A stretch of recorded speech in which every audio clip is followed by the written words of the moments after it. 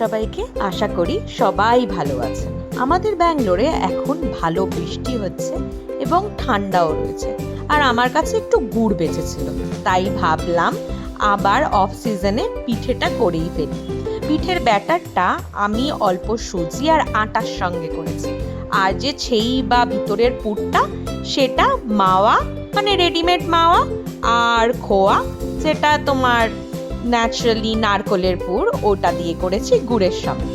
এবং জিনিসটাকে এরকম লম্বা করে রেখেছি, তাহলে দেখুন স্প্রেড করতে হেভি সুবিধা হয়।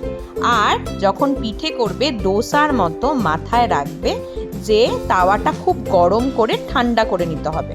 আর আমি এখানে ঘি নয় অয়েল ব্রাশ করে নিয়েছি। আর দেখো পিঠেটা কত সুন্দর উঠে যাচ্ছে। আর একটা টিপস, তুমি যখন পিঠেটা করবে, পিঠের যে লেইটা মানে যেই পরতটা থাকে রুটি টাইপের, তার মধ্যে অল্প একটু চিনি দিয়ে দেবে। কালারটা এত ভালো লাগছে, চিনি নয়, আমি গুড় দিয়েছি, তার জন্য এই কালারটা এরকম এসছে। আর দেখো আমার পিঠেগুলো পটাপট উঠে যাচ্ছে।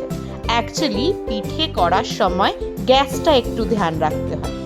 আর আমার এই ভিডিওগুলো তোমাদের কেমন লাগছে আমাকে জানিও কমেন্টে, আর ভালো লাগলে সাবস্ক্রাইব আর লাইক। Thank you.